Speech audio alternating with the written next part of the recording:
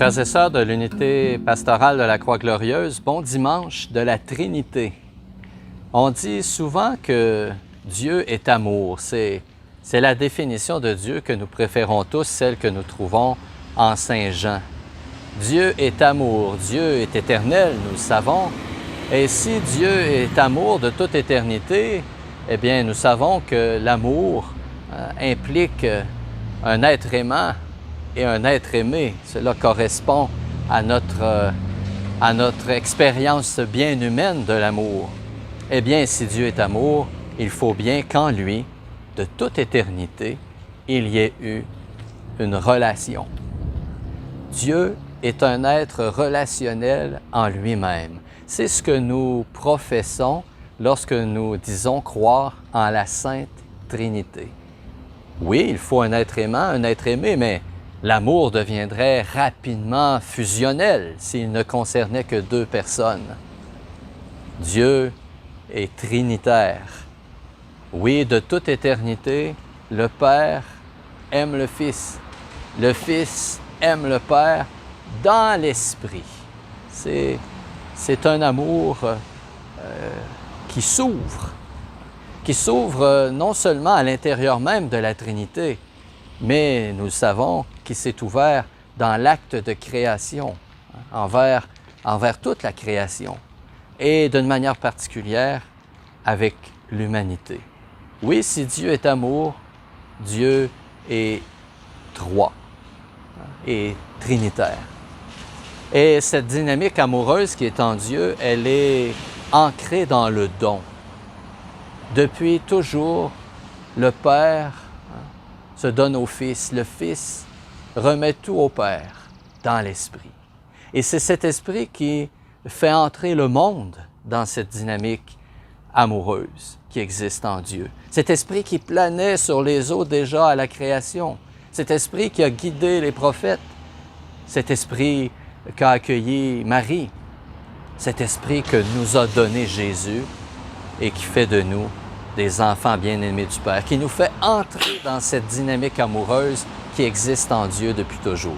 La parole de Dieu aujourd'hui témoigne de cette importance de l'aspect relationnel en Dieu, mais aussi entre Dieu et les hommes. En première lecture, dans cet extrait du livre de l'Exode, nous voyons le personnage bien connu de Moïse. Moïse qui gravit la montagne. Déjà, Moïse a l'élan d'aller vers Dieu, mais Dieu, le premier, a eu l'élan de venir vers nous, vers l'humanité, vers Moïse. Et Moïse revient avec les tables de pierre, les tables de pierre sur lesquelles sont inscrites la loi qui est là pour nous guider dans notre relation avec Dieu, mais bien sûr, dans notre relation aussi entre nous. Moïse, conscient de la grandeur de cette rencontre, de l'importance de cette rencontre, s'incline, se prosterne, parce qu'il a trouvé grâce aux yeux du Seigneur. Et il l'invite à marcher au milieu de son peuple.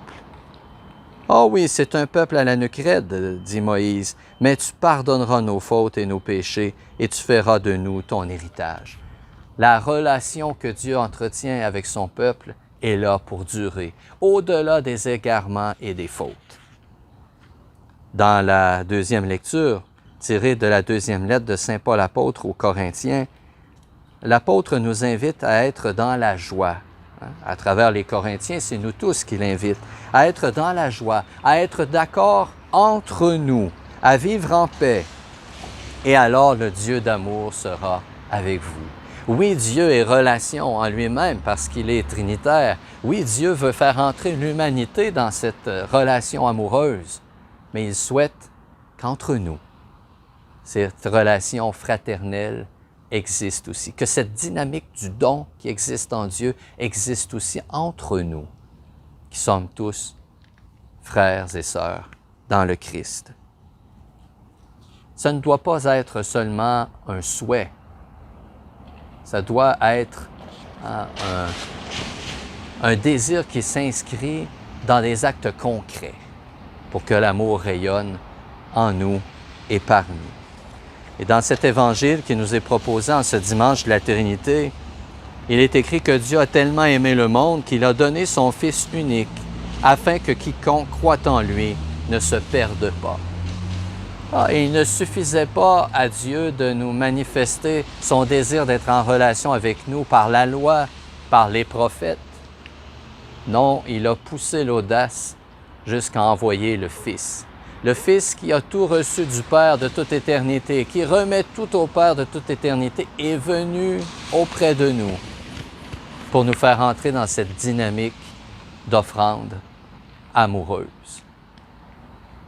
Et le Fils est venu, le Fils a marché à nos côtés, mais encore une fois, cela ne lui a pas suffi. Il souhaitait que notre relation avec Dieu soit encore plus intime et il nous a donné l'Esprit qui, de l'intérieur, dans nos cœurs, crie « Abba, Père ».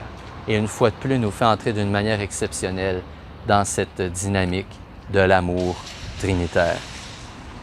Frères et sœurs, en cette fête de la Trinité, nous fêtons bien sûr la relation qui existe en Dieu, la relation que Dieu a établie avec nous, la relation que nous entretenons entre nous, dans le Fils, grâce à l'œuvre de l'Esprit qui tourne nos cœurs vers le Père. Je souhaite que, justement, nous prenions conscience de l'importance de nos relations et de l'appui sur lequel nous pouvons compter, celui de l'Esprit qui crée l'unité. Parlant d'unité, eh bien, des moyens concrets s'offrent à nous pour vivre cette unité ici maintenant. En ce dimanche 7 juin, à 10 h, il y aura une marche importante contre le racisme, ici même à Sherbrooke. Une marche qui débutera à 10 h à partir du marché de la gare et qui se rendra à l'Université de Sherbrooke. Monseigneur Cyr, l'archevêque de Sherbrooke, a déjà annoncé qu'il participera demain, dimanche, à cette marche importante. Et j'y serai moi aussi. Et je vous invite à vous joindre à nous dans cet élan de solidarité, de fraternité. Mardi, le 9 juin, nous avons ce temps d'adoration interactive, une belle habitude que nous avons prise depuis le début du confinement, de la pandémie. Jeudi, le 11 juin, 19 h, une question à la fois avec l'abbé Francis Gadoury. Vous êtes invités, bien sûr, à lui faire parvenir vos questions.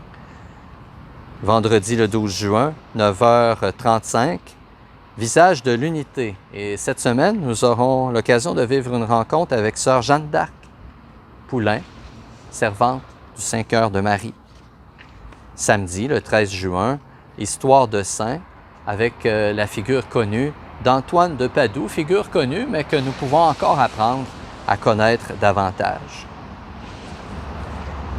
Une fois de plus, je veux vous dire merci pour votre solidarité, votre générosité à l'égard de vos paroisses, des paroisses de l'unité pastorale. Mais si vous êtes d'autres paroisses, eh bien, je vous encourage aussi à soutenir vos paroisses dans ces temps difficiles. Les paroisses ont des responsabilités financières comme tout le monde, alors si vous en avez la possibilité de soutenir les œuvres paroissiales, bien, ça permettra à vos communautés de mieux vous accueillir lorsque l'autorisation nous sera donnée de nous rassembler de nouveau.